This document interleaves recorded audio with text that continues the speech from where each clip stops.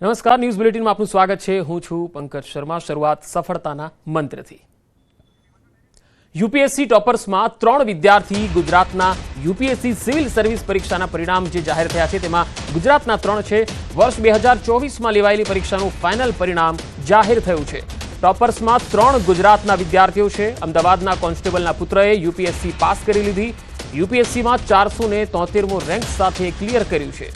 અંશુલ યાદવે यूपीएससी पास करी तो महिलाओं पण अहींया बाजी मारी छे एवुं कही शकाय। गुजरातनी हर्षिता गोयल बीजा अने मार्गी शाह चौथा स्थाने रह्या छे। तो यूपीएससी નું ફાઇનલનું પરિણામ જાહેર થયું છે। તેમાં ટોપ 30માં 3 ગુજરાતીઓ છે અને એમાં પણ ટોપ 5માં 2 મહિલાઓએ બાજી મારી છે। ગુજરાતની હર્ષિતા શાહ ઓલ ઇન્ડિયા બીજો અને માર્ગી શાહ ચોથા સ્થાને રહી છે। હર્ષિતા શાહ મૂળ હરિયાણાની છે અને વર્ષોથી ગુજરાતના વડોદરામાં રહે છે। तो यूनियन पब्लिक सर्विस कमिशने सिविल सर्विसेस परीक्षा 2024નું અંતિમ પરિણામ જાહેર કર્યું। ઉમેદવારો યુપીએસસીની સત્તાવાર વેબસાઇટ upsc.gov.in પર પોતાનું પરિણામ ચકાસી શકે છે। શક્તિ દુબે પરીક્ષામાં ટોપ કર્યું છે। પરિણામ જાહેર થયાના આશરે 15 દિવસ પછી ઉમેદવારોના ગુણ જાહેર કરવામાં આવશે। तो हाल जो अपडेट આવી રહ્યા છે યુપીએસસીનું પરિણામ જાહેર થયું છે જેમાં ટોપ 30માં 3 ગુજરાતી છે અને મહિલાઓએ આ વખતે ટોપ 5માં બાજી મારી છે। ગુજરાતની હર્ષિતા શાહ અને માર્ગી શાહ જે છે આ બંને જે મહિલા ઉમેદવાર છે જેમણે બાજી મારી છે। 15 દિવસ બાદ હવે ગુણ જાહેર થશે। યુપીએસસીનું ફાઇનલ પરિણામ જાહેર થયું છે જેમાં ટોપ 5માં 2 મહિલાઓએ બાજી મારી છે। હર્ષિતા શાહ ઓલ ઇન્ડિયા બીજો અને માર્ગી શાહ ચોથા સ્થાને આવી છે।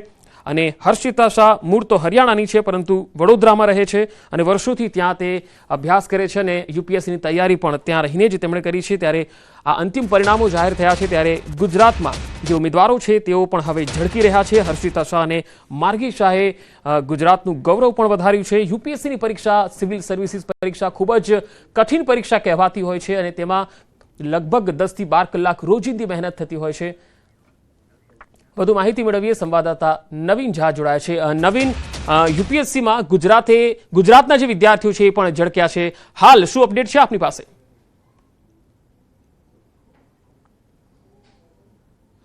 પંકજ, સૌથી મહત્વની અને મોટી વાત એ છે કે ગુજરાત પોલીસમાં ફરજ બજાવતા એક પોલીસ કોન્સ્ટેબલ જે છે તેમના પુત્રે યુપીએસસી ક્લિયર કરી દીધું છે। 473 રેન્ક છે એટલે કે લગભગ આઈપીએસ બનવાની પૂરી શક્યતા છે અને ખૂબ જ ગર્વ અને મોટી વાત કહેવાય ગુજરાત પોલીસ માટે કે ગુજરાત પોલીસના જે કોન્સ્ટેબલના પુત્ર દ્વારા આ મહેનતના કારણે તેમને એક યુપીએસસી ખૂબ જ અઘરું અને ખૂબ જ મહેનતુ એક્ઝામ આપવી પડે છે તેમાં પાસ થયા છે। અંશુલ યાદવ છે, તેમની સાથે વાત કરીશું કે તેમનું કેવી રીતું। અંશુલ, સૌથી પહેલા તો અભિનંદન આપને। Thank you. કયા પ્રકારની મહેનત, કેવી રીતે આખી મહેનત તમે પાર પાડ્યું છે? મેં બહુ મહેનત કરી હતી આ એક્ઝામ માટે અને એટલા માટે આપણા સરકારથી બહુ સહયોગ હતો। સ્પીપામાંથી ગુજરાતમાં દિલ્હીમાં રહેવાનું એ બધું વ્યવસ્થા સરકારે કરી હતી અને તેમનો સહયોગ હર સ્ટેપમાં રહ્યો હતો અને તેમને માર્ગદર્શન આપ્યો કેવી રીતે આ એક્ઝામને ક્લિયર કરવાનો છે। એટલે હું તેમના બધાનો થેન્ક યુ કરવા માંગુ છું। અચ્છા, ખાસ કરીને સૌથી પહેલાં તો કે આપનો કેવો રેન્ક આવ્યો છે અને હવે શું આપ આગળ વધશો, કેમ કે એવી વાત છે કે 473 આઈપીએસ પૂરેપૂરી શકે, તો કયા પ્રકારનું આપને હવે લાગી રહ્યું છે આગળ? મારા પપ્પા પણ પોલીસમાં છે તો મેં જોયું છે કે પોલીસનું કાર્ય કેવું હોય છે એટલે હું વધારે એક્સાઇટેડ છું કે આઈપીએસ મળશે તો મને આ ચાન્સ મળશે કે હું મારા ડિસ્ટ્રિક્ટને ક્રાઇમ ફ્રી બનાવી શકું અને લોકો સુરક્ષિત મહેસૂસ કરે એવી વ્યવસ્થા કાયમ કરવાનો છું। અભ્યાસ કેવો હતો, શરૂઆતમાં શું કર્યું આપે અને શામાંથી પાસ આઉટ થયેલા, આઈઆઈટી કરેલા છે આપે, ક્યાંથી શું છે? મેં મારી સ્કૂલિંગ કેન્દ્રીય વિદ્યાલય શાહીબાગ અમદાવાદથી કરેલી અને ત્યાર પછી ઇલેક્ટ્રિકલ એન્જિનિયરિંગમાં ગ્રેજ્યુએશન કરેલી આઈઆઈટી દિલ્હીમાંથી અને ત્યાર પછી મેં સોફ્ટવેર એન્જિનિયરની જોબ કરેલી 1 સાલ માટે બેંગ્લોરમાં અને પછી અત્યારે મેં આ એક્ઝામ આપ્યું છે અને આ વખતે સફળતા મળી છે। શું કહેવા માંગશો, કારણ કે લોકો બી આજુબાજુના લોકો બી કહી રહ્યા છે કે તમે ક્યારે જોવા જ નતા મળ્યા, વર્ષથી કન્ટિન્યુ તમે જે રીતે ઘરમાં, તો કેટલા કલાકની મહેનત ત્યાં રંગ લાવી છે, કેમ કે ફાધર પોલીસ કોન્સ્ટેબલ અને પુત્ર આઈપીએસ બહુ ઓછું જોવા મળે, જેમાં ગુજરાતમાં કદાચ આ પહેલો કિસ્સો એવો જોવા મળી રહ્યો છે, તો કેવું મહેસૂસ કરી રહ્યા છો? અમારા બધા પડોશીઓનો બહુ સપોર્ટ રહ્યો છે એમાં, ખાસ કરકે અમારા પડોશીઓ સામે રહે પડોશીઓના એમને માર્ગદર્શન આપ્યું અને એમનો આશીર્વાદ તે મારા માટે પ્રેરણા સ્ત્રોત થાય છે। એટલે ક્યારેક મને ડિફિકલ્ટી થાય તો એ બધા લોકો મને સપોર્ટ કરે અને એ જ મારી આશીર્વાદ રીતે કામ કર્યું છે. શું પસંદ કરશો, ગુજરાતમાં રહેવાનું કે બીજા રાજ્ય પસંદ કરશો? જો ગુજરાત મળશે તો એ વધારે સારું થશે, કેમ કે મારી સ્કૂલિંગ બધી ગુજરાતથી થઈ છે, એટલે ગુજરાત મને સારું ગમે છે. જે કોન્સ્ટેબલ છે સુભાષ યાદવ, તેમની મહેનત અને જે ગુજરાત પોલીસનું તે જે ક્યાંક ને ક્યાંક આભાર માની રહ્યા છે કે તેમને સમય બી આપ્યો છે પરિવારને અભ્યાસ કરવા કે ગમે તે રીતે એ લોકો સમય આપી શકે. તમે પોલીસ કોન્સ્ટેબલ છો, કેવું ફીલ કરી રહ્યા છો? ગર્વની વાત છે ગુજરાત પોલીસ માટે. બહુ ખુશી સર, અમે આપ લોકોના આશીર્વાદથી બધાને પાસ થઈ ગયું, એટલે બહુ મહેનત કરી છે બાબાએ. કેટલા કલાકની મહેનત હતી આ પુત્રની? એ તો 10-12 કલાક ડેલી વાંચન ચાલુ રાખતો. 10 કલાક. માંગો છો આપ આપના જેવા એક આપ આદર્શ અને કહી શકાય કે એક એક્ઝામ્પલ રૂપ છો કે પોલીસ કોન્સ્ટેબલના પુત્ર ભાઈ યુપીએસસી કરી શકે છે. શું કહેવા માંગો છો? બધા મહેનત કરે એટલે બધા થઈ શકે છે એવું કંઈ છે નહીં. એમને બહુ મહેનત કરી છે, એટલે દિલ્હી આઈઆઈટીમાં પાસ થઈ ગયા ત્યારે અહીંયા બી જોઈએ હવે. બિલકુલ પંકજ, તો યુપીએસસી ક્લિયર કરવું ખૂબ જ મુશ્કેલ છે અને પોલીસ કોન્સ્ટેબલ જે તેમના ખૂબ જ વ્યસ્ત શેડ્યુલમાં તેવી બાળકોને જે રીતે અભ્યાસ કરાવ્યો છે અને યુપીએસસીમાં હવે આઈપીએસ બનશે અંશુલ, તે ગુજરાત પોલીસ માટે બી ગર્વની વાત છે અને સાથોસાથ તેમના પરિવાર અને અમદાવાદ માટે બી ગર્વની વાત છે. પંકજ, નવીન, એ જાણવાનો પ્રયાસ કરશો અંશુલ પાસેથી કે આ એકદમ કઠિન એક્ઝામ હોય છે, ત્યારે એની તૈયારી શું 12મા ધોરણથી કરવાની હોય છે કે ગ્રેજ્યુએટ પછી કરવાની હોય છે? કારણ કે હવે પછી જે લોકો યુપીએસસીની એક્ઝામ આપશે એ ઉમેદવારોને તમે શું મેસેજ આપવા માંગશો? બિલકુલ 10 થી 12 કલાકની મહેનત છે, પણ હું અંશુલથી જ પૂછવા માંગીશ. અંશુલ, જે રીતે તમે મહેનત કરી છે, તો કેટલા સમયથી તમે મહેનત કરી રહ્યા હતા? કારણ કે આ જે એક્ઝામ છે 1 કે 2 વર્ષમાં કોઈ પાસ આઉટ થાય એવું લાગતું નથી. આપે કેટલા વર્ષની આપની મહેનત છે જેના કારણે આપે આ એક મુકામ હાસિલ કર્યું છે? મેં ગ્રેજ્યુએશન થયા પછી આ ડિસાઇડ કર્યું કે મને આ એક્ઝામ આપવું છે, કેમ કે મને સોફ્ટવેરની જોબમાં જોયું કે જે રીતનો હું પ્રયાસ અને પ્રયત્ન આપણા દેશવાસીઓ માટે માંગુ છું એ હું સોફ્ટવેરની જોબમાં નથી કરી શકતું. એટલે મને ડિસાઇડ કર્યું આફ્ટર ગ્રેજ્યુએશન કે હું આ એક્ઝામને આપીશ અને આઈએએસ કે આઈપીએસ બનવાની ઈચ્છા વ્યક્ત કરી હતી. કેટલા કલાક અને કઈ રીતે કેટલા વર્ષનો આપનો પ્રયાસ રહેલો છે?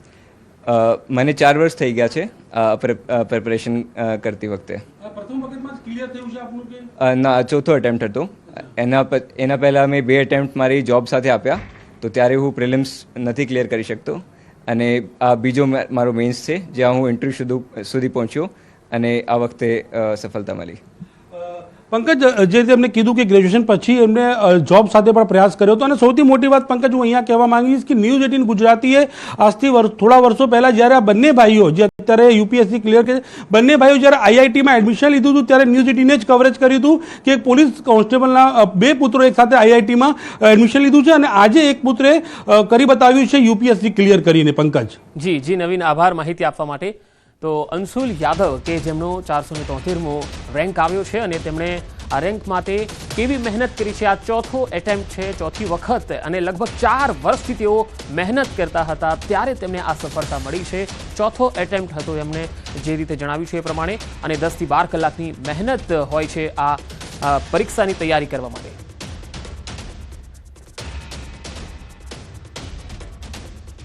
અને હવે વાત રહેણાંક વિસ્તારમાં પ્લેન ક્રેશની.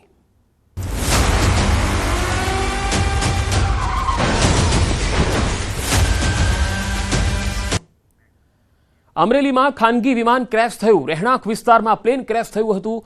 ગિરિયા રોડ પર શાસ્ત્રીનગરનો આ બનાવ છે. રહેણાંક વિસ્તારમાં મિની પ્લેન ક્રેશ થયું હતું. રહેણાંક વિસ્તારમાં બનાવથી અફરાતફરી મચી હતી. આ બનાવથી એક પાયલટનું મૃત્યુ થઈ ગયું છે. અનિકેત મહાજન નામના ટ્રેની પાયલટનું મૃત્યુ થઈ ગયું. ખાનગી કંપનીના ટ્રેનિંગ સેન્ટરનું આ મિની પ્લેન હતું.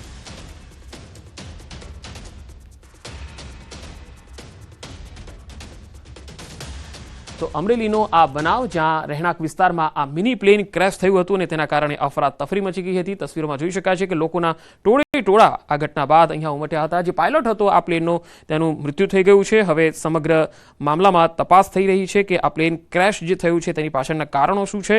તો અમરેલીમાં આ રહેણાંક વિસ્તારમાં આ બનાવ બન્યો તેના કારણે અફરાતફરી મચી ગઈ હતી. અમરેલી તાલુકા પોલીસ સ્ટેશન વિસ્તારના શાસ્ત્રીનગર ખાતે કોઈ પણ કારણોસર એમનું પ્લેન ક્રેશ થયું હતું. તાત્કાલિક મે ડે એમને કોલ આપ્યો હતો. સ્થળ પર પહોંચી ફાયરની ટીમ, પોલીસની ટીમ, ડિઝાસ્ટરની ટીમ એરિયા કોર્ડન કર્યો. રેસ્ક્યુ ટીમ દ્વારા અંદર એક પાયલોટ ફસાયેલા હતા, જે પાયલોટને બહાર કાઢી અને 108ને સોંપવામાં આવેલા હતા અને સંપૂર્ણપણે આગ પર કાબુ મેળવી લેવામાં આવેલો હતો. હાલના તબક્કે આ એરિયાને કોર્ડન કરી અને આ કોર્ડન કરીને એરક્રાફ્ટની અંદર ઘણા બધા એવા ઇક્વિપમેન્ટ્સ હોય છે કે જેની અંદર મેસેજ પણ આવતા હોય છે. તેવા બ્લેક બોક્સને ગોતી અને અત્યારે અમે વહીવટી તંત્રને સોંપવાના પ્રયત્નો અમે ચાલુ છે. અમરેલી શહેર